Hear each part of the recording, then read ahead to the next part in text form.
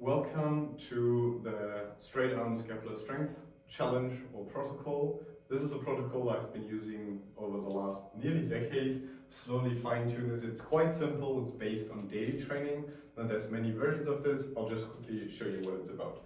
Our shoulder blade has different stabilizing muscles which are directly sitting on the shoulder blade, but even our pecs, our lats and some other big muscle groups can help with stabilizing the shoulder blade, and usually, especially with gymnastic strength, calisthenics, different movement exercises or like exercises from the movement realm, we are challenging the shoulders. And to have healthy shoulders, to challenge them, in this challenge we're going to train 8 movement patterns every single day, starting with one single rep until the end of the month, which is usually between 28 and 31 days. And the movement patterns are quite simple. We're going to train depression in 2 ways. For once in a support position, such as here in the rings, I'm going to be in the ring support, train some shoulder depression, as well as in a hang. 4 repetitions, slowly or faster. We're going to train the opposite elevation, in a handstand position. But this doesn't have to be done freestanding, this can be done against the walls. And this is also highlighting a very important component because we can train this on any level from the freestanding handstand to the foot assisted wall handstand to like a pike stand, all the way into an easy level. And that applies for all exercises.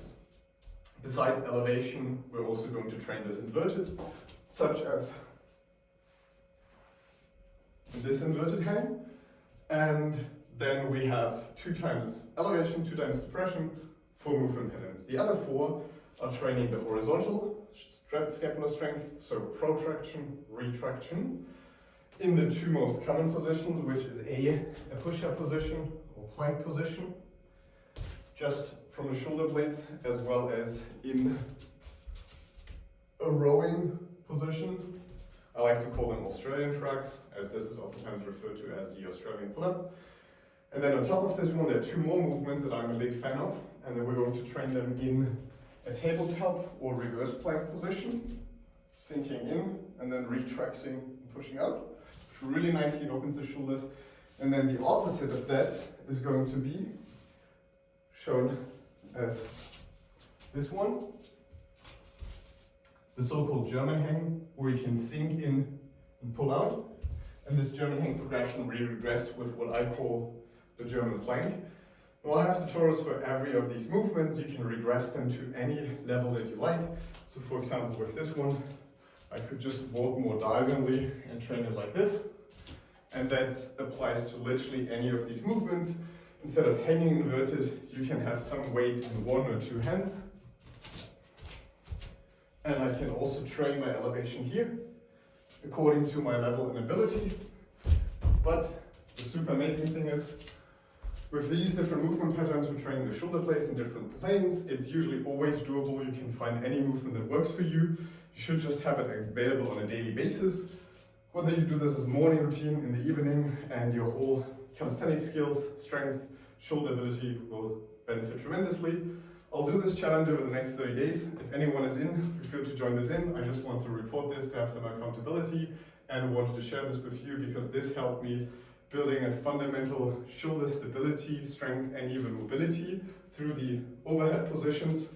We're training through various long and short ranges, and at the same time kind of lengthening and strengthening various angles of the shoulders, especially the shoulder blade, the scapular stabilizing muscles.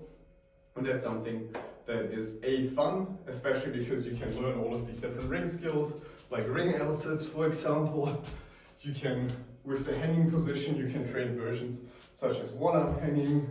For the inverted one, you can work towards like inverted hang with different, you can't see the legs right now, leg positions. Train here, go into like rounded or arched positions. And with the handstand, you can train all types of elevations. So it gives you a lot of variation and flexibility.